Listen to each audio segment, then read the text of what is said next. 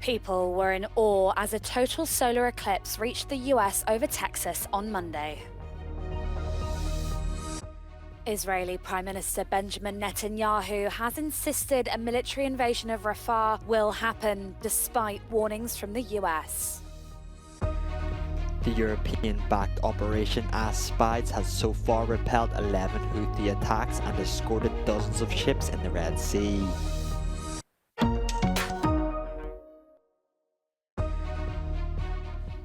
Arrest of ex-intelligence officer Augusto Ott in Austria reveals Russian infiltration. Tens of thousands of farmers protested a major agricultural business conference in Italy this week, rallying against what they argue is alleged inauthentic product labelling by the EU. Italy's largest farming organisation, Coldiretti Farmers, spearheaded the hashtag #NoFakeInItaly action. È fondamentale per noi essere qui per rilanciare alle istituzioni europee, rispetto anche alle europee che ci saranno in termini di elezioni a giugno, tutti quelli che sono i temi di fondamentale importanza per il mondo agricolo, la reciprocità. According to organisers, the demonstration aimed to highlight goods made outside of Italy that benefit from Italian branding.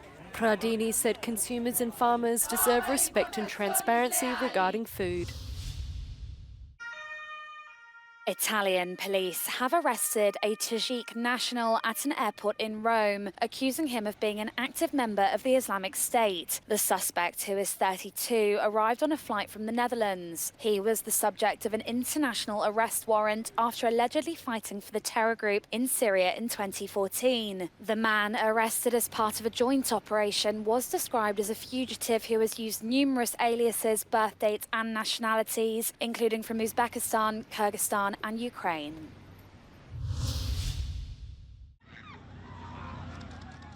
People in the US were amazed as a total solar eclipse reached the US over Texas on Monday. It then raced across the US and eastern Canada before exiting the Atlantic.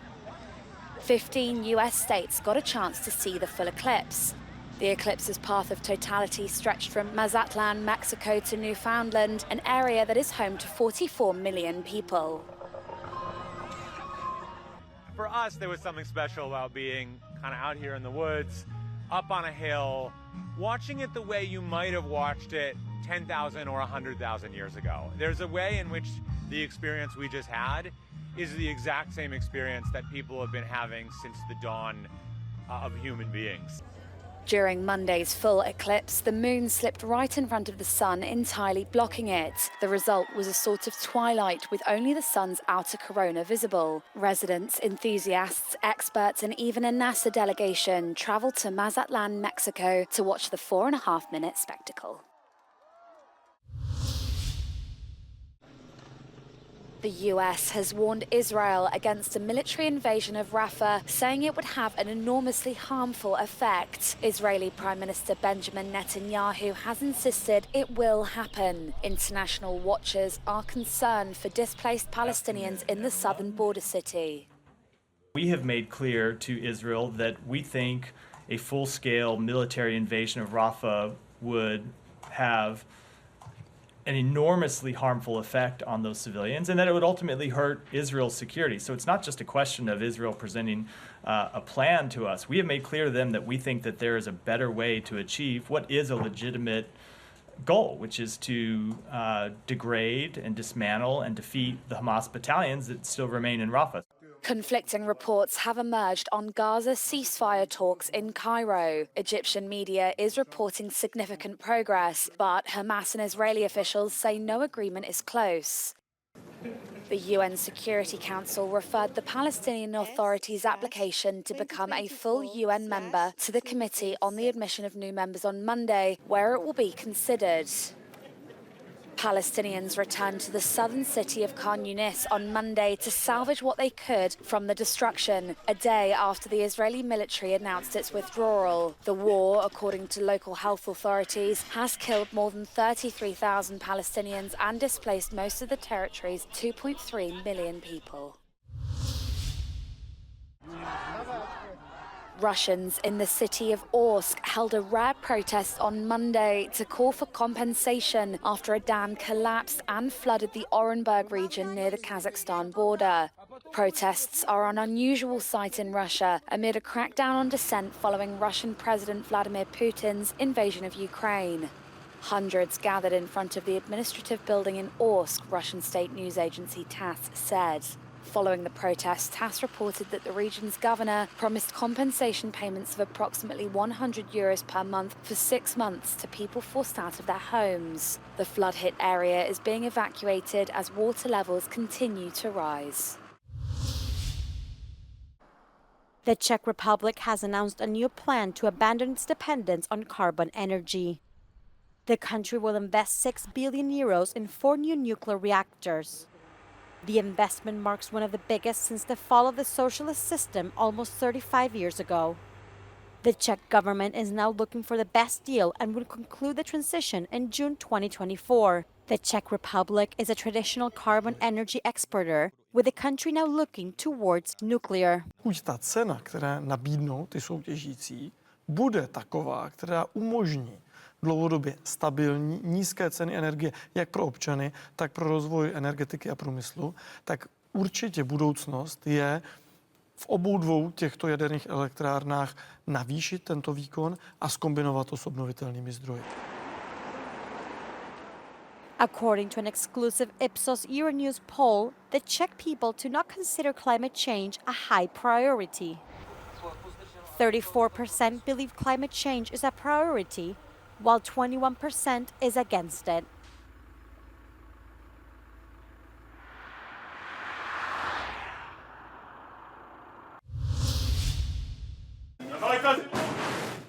"11 attacks were repelled and 16 ships escorted in the Red Sea by the vessels involved in Operation Aspides. This is the first assessment of the EU mission that was launched 2 months ago to protect trade in the Suez Canal. Since the Israel-Hamas war started, Houthi rebels have launched 80 attacks on commercial ships in the Red Sea and Gulf of Aden, some of them with casualties. The Iranian-backed rebel group considers Israel an enemy, and the attacks were in response to the war. Because of the attacks, merchandise ships need 10 to 14 more days of travel to reach Europe, doubling costs. The Houthis clearly position themselves, it's not a secret, as defenders of the Palestinian cause. And this certainly has given them increased popularity in the wide Muslim world. From our side, we just want to ensure freedom and security of navigation.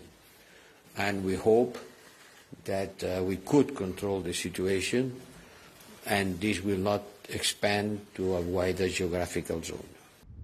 13% of world trade passes through the Red Sea. Because of the attacks, today only half of the 70 ships are now crossing the Suez Canal. 4 EU member states have warships in the area and 19 are contributing to the operation. As of the moment, European ships have shot down 9 unmanned aerial vehicles, 1 unmanned surface vessel and 4 ballistic missiles. The mandate of Aspides is defensive, protecting ships under attack and accompanying vessels. We are not attacking them, though we could, let's say, but we have a different mandate. So if you see it on the military perspective, what we are doing is the worst case, let's say. It's the more difficult part. We have to wait all the time, being shot at. So you have to bear that in mind. So we are patient and we are stick to our mandate.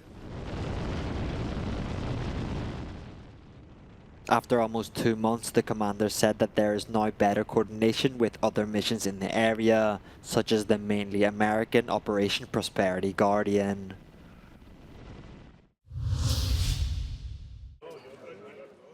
Transnational lists in the European Union are a long-held dream that have not turned into reality. Citizens of the 27 member countries will choose only among their country's candidates, as it has always been in the upcoming June European elections. But some parties would like to change this rule. I think many citizens are actually quite excited by the idea, but it has been blocked by national politicians who were not excited by the idea that citizens could actually themselves choose from European candidates. But I'm sure it's the future. It will come. If it's not in 2024, then 2029. In 2022, the European Parliament approved to establish a transnational college, electing a group of 28 MEPs of different nationalities based on the votes of all European citizens.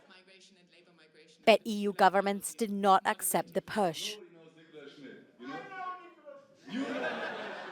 Now, the Volt Party, which presents the same electoral program in 16 different countries, is setting up a symbolic transnational list.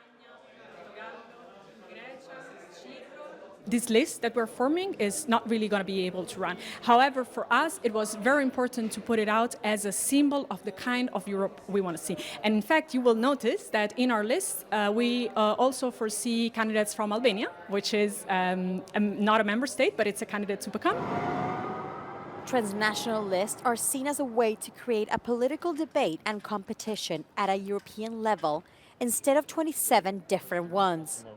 For this reason, they face strong opposition from nationalist and sovereignist parties, which are on the rise in the European elections as popularity for the far right surges.